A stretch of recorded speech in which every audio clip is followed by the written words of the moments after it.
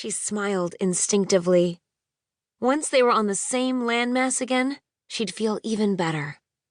She sent him a text that read, "Tell that ferry driver to step on it," along with a selfie, knowing he'd laugh at the way her bedhead made her look like a troll doll. Only cuter, he'd always add. The faint beep of a keycard carried through the door. That conniver, she thought with glee. He was here already, throwing her off with his plane landed texts. Megan dropped the curtain and was just about to drop her robe to surprise Tom with a little tasteful pre-wedding nudity when her mother burst into the suite.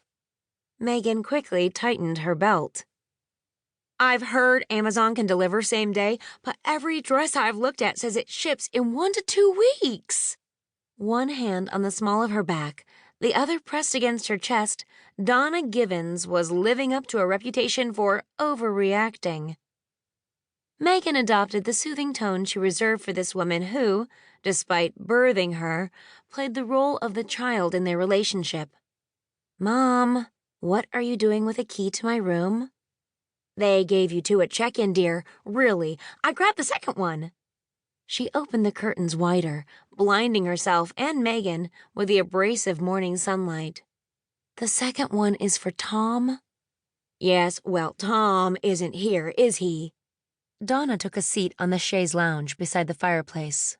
Her blazing hair could easily be mistaken for flames.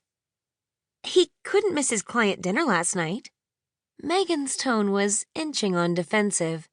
She wasn't happy about Tom's delayed arrival either, but they both had demanding jobs, and long ago had made a pact to allow work to come first when necessary.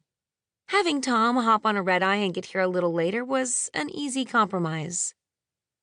Donna sniffed, fiddling with the scarf around her neck. Choosing work over wife?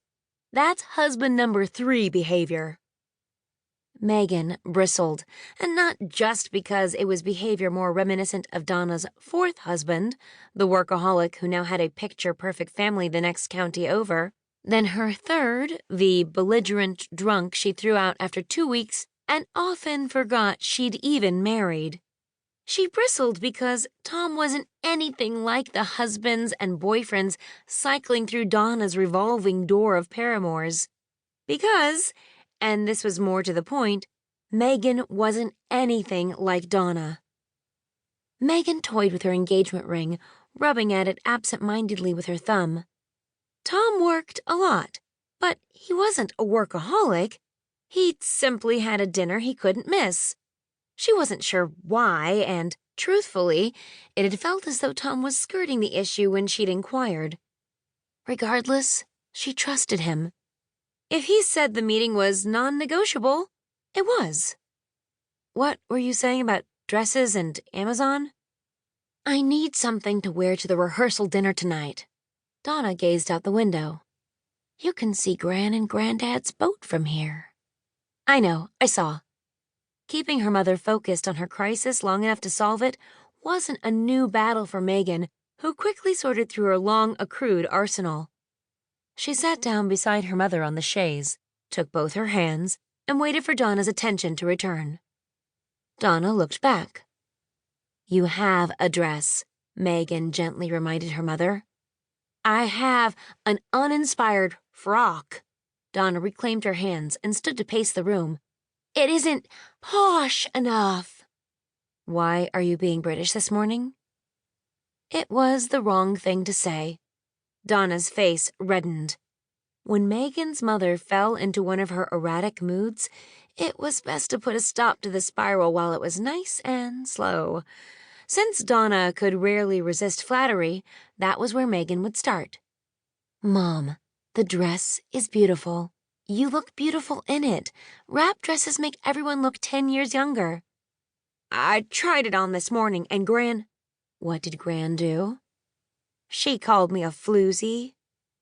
"Gran once called Brianna and me floozies because we went to 7-Eleven while wearing pajamas."